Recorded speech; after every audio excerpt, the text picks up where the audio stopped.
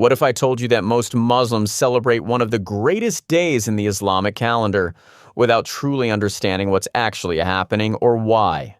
Eid al-Adha isn't just about meat. It isn't just about new clothes or family gatherings.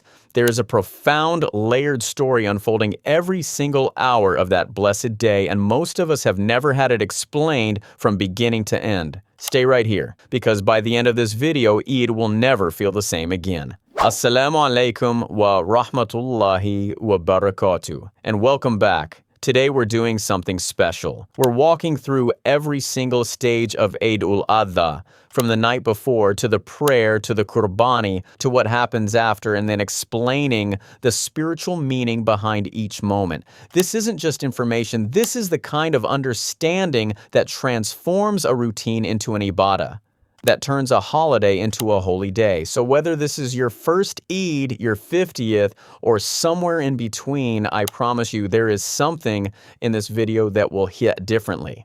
Watch till the end, because the last point is the one most people completely overlook. Let's begin. The night before, a night most people sleep through. Here's something beautiful that quietly slips past most of us. The night before Eid al-Adha, the night of the 9th of Dhul Hijjah, is one of the most sacred nights of the year. The Prophet Muhammad, peace be upon him, said, "There are no days in which righteous deeds are more beloved to Allah than these 10 days."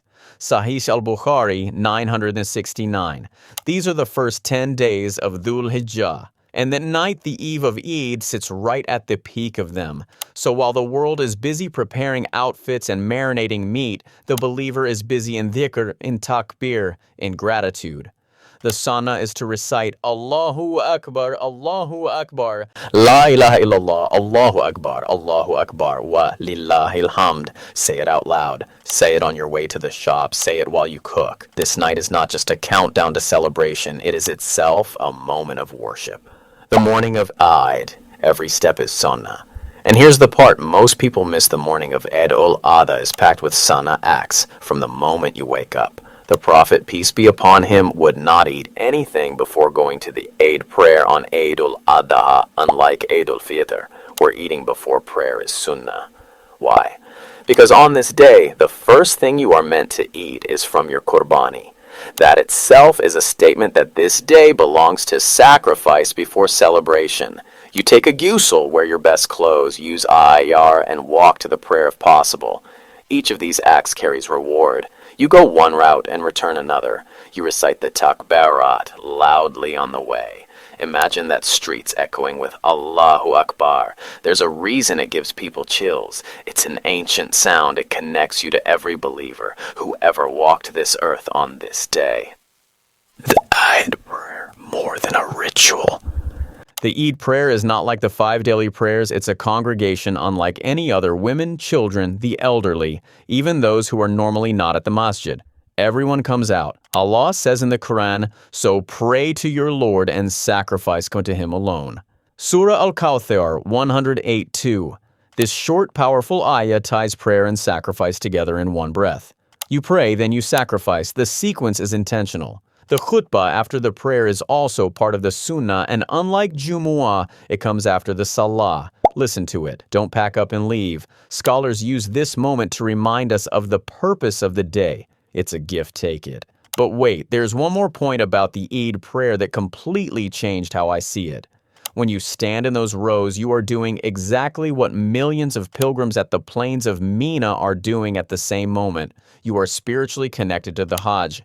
Distance doesn't break that bond. Eid al-Adha is the one day the whole ummah, whether in Mecca or Manchester, Lahore, or Lagos, is doing the same thing at the same time for the same reason. The qurbani, the heart of the day.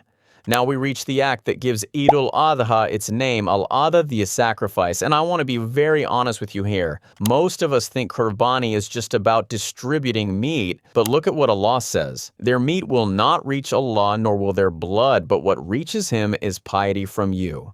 Surah Al-Hajj 22:37. Read that again. Allah doesn't want the animal. He wants what the act of sacrifice does to your heart. Ibrahim alayhi salam was asked to give up what he loved most in the world, his son. He raised the knife without hesitation, and in that moment his love for Allah completely overcame every other love. That is what Qurbani is really reenacting, the willingness to let go. So when you or your family performs Qurbani, pause for a moment before it happens. Ask yourself, what am I willing to sacrifice for Allah? What am I holding on to too tightly? That internal question is the real ibadah of the day. After the Qurbani, 3 days of Tashriq, I'm going to share something most Islamic channels never really focus on.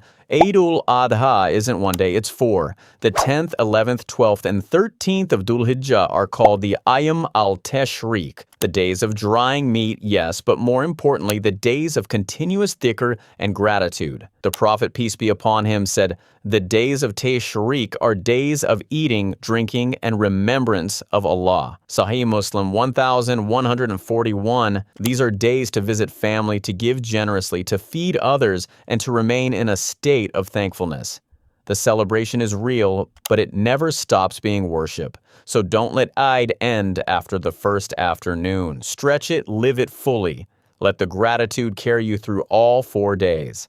Before we close, if this video added something to your understanding of Eid, I want to ask you for 3 small things. First, you might hit the like button. It genuinely helps this content reach more Muslims who need it. Second, subscribe if you haven't already, because we cover Islam in this real, heart-level way every week. And third, share this video with just one person before Eid. A family member, a friend, someone who celebrates Eid but has never had it explained like this. That share could make their Eid completely different this year. May Allah reward you for it. We ask Allah to allow us to reach Eid al-Adha in good health and strong iman. We ask Him to accept our prayers, our sacrifices, and our intentions. We ask Him to connect our hearts to the spirit of Ibrahim alayhi salam, that complete unconditional surrender. Allahumma taqabbal minna. O Allah, accept from us. Ameen.